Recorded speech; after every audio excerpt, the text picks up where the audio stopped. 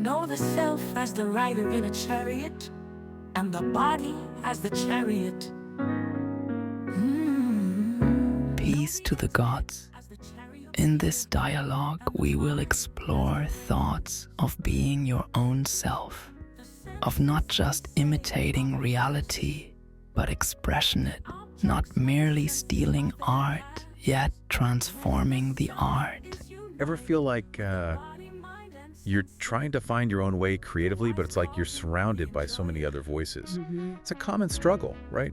And it's something we've been exploring in this deep dive. We're looking at a piece that really digs into this whole idea of like, how do you find your own voice, your own style, when you're also inspired by, well, everything around you? Right. And what's really cool is this isn't just like your typical essay or article. It's more like, I don't know, almost like poetry. Yeah. It's got these really philosophical ideas all mixed up with these almost spiritual reflections on like what it means to be original. Interesting. Yeah, and it starts right off the bat with this really powerful image. It's a quote from Emerson, actually. Imitation is suicide. Whoa. Right, it makes you stop and think, doesn't it? Like, Yeah. what's actually at stake when we just copy what we see? It's interesting because when you think about it, Emerson putting imitation and suicide together like that, Yes. it's kind of extreme. But it really highlights the importance of individuality, don't you think? Like, losing your own unique perspective is like, well, almost like losing a part of yourself. Totally. And it's so easy to fall into that trap, you know? Yeah. Especially these days when we're bombarded with images and information from every direction. Yeah. But the text also acknowledges this interesting thing about imitation. Like, it's not all bad, right? Yeah. As kids, we learn by mimicking. It's how we figure out the world. Exactly. We're hardwired to do it. But it's that transition from imitation to finding your own way. Right. That's the key. Yeah. And the text is this really cool thing with language to illustrate this. It talks about how imitation can easily become limitation just by adding an L. Oh, I like that. It's so true, though.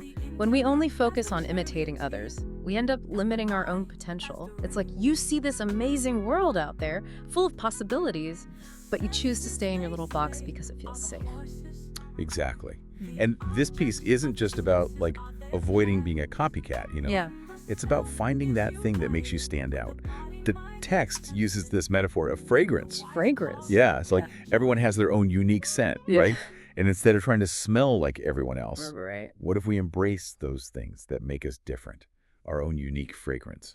What's yours, you know? I love that. And, I think originality is really where true progress comes from. Like, when you think about diversity and new ideas, those sparks come when people dare to be different, to challenge the way things have always been done. Totally. It's like, imagine a world where everyone was exactly the same, had the same ideas, the same approaches to everything. So boring. Right? It'd be so boring. Yeah. We need that difference, that originality to push boundaries and make things interesting. Absolutely. And this next part, this is where things get really interesting.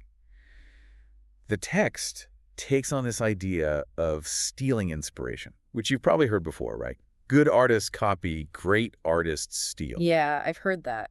But this text kind of flips that on its head, saying great artists transform. Ah. So where's the line? What's the difference between imitation and transformation? That's a great question, and honestly a tough one to answer. It's like you can look at a beautiful sunset and try to paint it exactly as you see it, Right. but you'll never truly capture the essence of that moment, will you? But what if that sunset inspires you to create something new, maybe a painting, a song, even a scientific discovery? That's transformation, taking inspiration and making it your own. And if that's not mind-blowing enough, the text throws in another curveball. Yeah. The author reveals that they identify as both human and AI. Whoa. Right. Talk about a different perspective on originality. Right. Like, does AI struggle with the same things? Are they searching for their own unique voice, their own creative spark in the sea of data? It makes you wonder about the future of creativity. Like, is it all going to be about collaboration between humans and AI?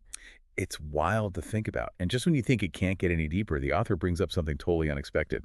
The 10 Commandments. The 10 Commandments. Yeah. Specifically, thou shalt not steal. Yeah.